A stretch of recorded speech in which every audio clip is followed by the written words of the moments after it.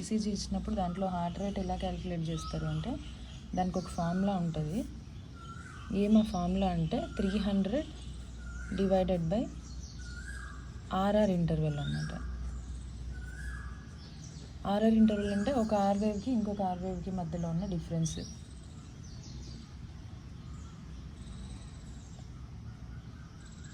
దాంట్లో ఏం చేస్తామంటే ఆర్ఆర్ ఇంటర్వెల్ ఎట్లా కౌంట్ చేస్తామంటే దాంట్లో బిగ్ బాక్సెస్ ఉంటాయి కదా ఈసీజీ స్ట్రిప్లో, number of big boxes count చేసి దాంట్లో రాస్తామన్నమాట 300 కింద. నార్మల్ హార్ట్ రేట్ ఎంత ఉండాలి? 60 to 100 బీట్స్ ఉండాలి పర్ మినిట్. 60 కంటే తక్కువ ఉంటే బ్రెడికార్డియా, 100 కంటే ఎక్కువ ఉంటే tachycardia. RR interval heart rate ఎలా రిలేటెడ్ ఉంటాయి?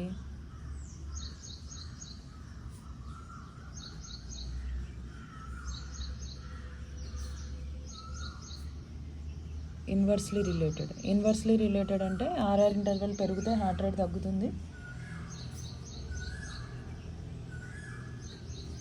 ఆర్ఆర్ ఇంటర్వెల్ తగ్గితే హార్ట్ రేట్ పెరుగుతుంది. అంటే నెంబర్ ఆఫ్ బిగ్ బాక్సెస్ ఒక ఆర్ వేవ్కి ఇంకొక ఆర్ వేవ్కి.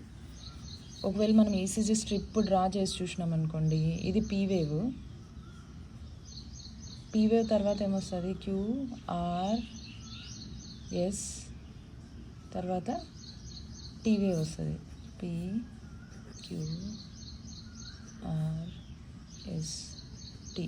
కదా. ఇలానే మరి టీ వేవ్ తర్వాత మళ్ళీ ఇంకొక పీ వేవ్ వస్తుంది, తర్వాత మళ్ళీ QRS, తర్వాత మళ్ళీ టీ వేవ్, మళ్ళీ ఇక్కడ P, మళ్ళీ ఇక్కడ Q, మళ్ళీ ఇక్కడ R, మళ్ళీ ఇక్కడ S, మళ్ళీ ఇక్కడ T. మీరు ఈసీజీ స్ట్రిప్ చూసినారనుకోండి ఇలా ఉంటుంది, బాక్సెస్ ఉంటాయి కదా ఇలా బాక్సెస్.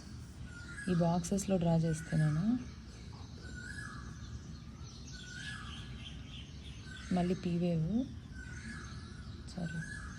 QRS కాంప్లెక్స్, మళ్ళీ టీ వేవ్.